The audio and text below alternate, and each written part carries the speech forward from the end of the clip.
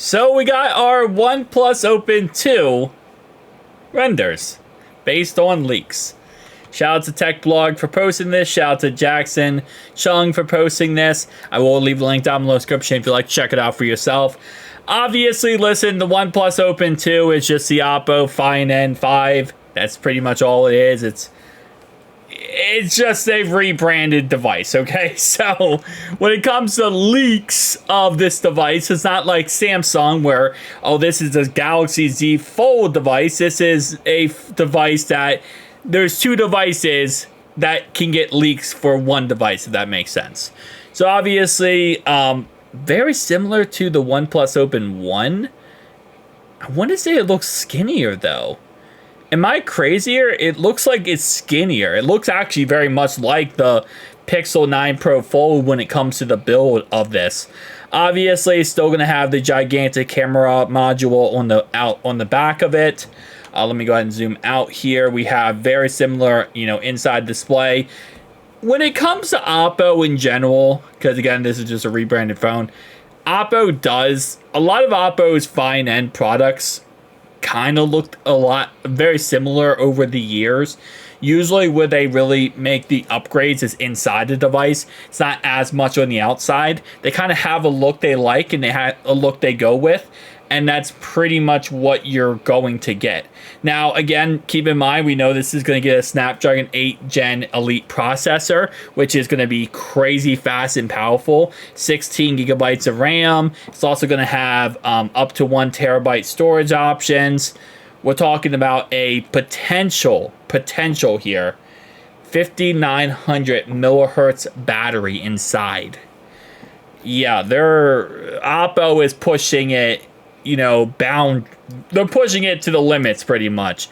And I'm all for it. I'm very happy about that. Again, comparing it to the OnePlus Open 1, it's going to look very similar, but it's going to be so much more powerful.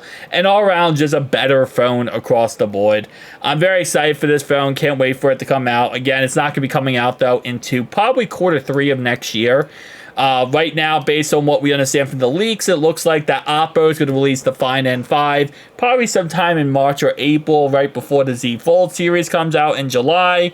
And then we're not going to get the OnePlus rebranded version until, again, probably sometime in Q3, which would be right around September, October time period. August, September time period. Which, kind of is when we're probably going to see the Google Pixel 10 Pro Fold, and then so on and so on. So, it is what it is at the end of the day. Still very excited about this phone. Should absolutely take off the market, and, just more reasons why Samsung is going to be in the doghouse when it comes to the foldable phone industry, because they can't compete with these other companies at this point. Google is getting way too good. Their 10 Pro Fold is going to have a brand new Okay, I'm going to butcher the word. Brand new chipset. There you go. You guys probably know what I was saying. I'm butchering it. But it's going to have a brand new chipset. That's going to be freaking amazing. And then again, you have the OnePlus, and OnePlus, which is this Oppo, but still, that's taking off.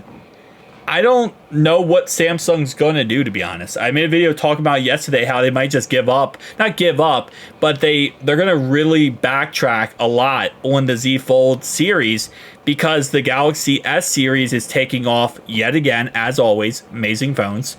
And there just isn't really a purpose, to try to compete with these other foldable phones when your own phone is kind of going through it right now and you're cutting production down 40%. It's a mess. It's a mess for Samsung, but we'll see what they end up doing in the end here. Hit the like and subscribe button if you are indeed new. See you guys in the next one. Hopefully you did enjoy your holidays.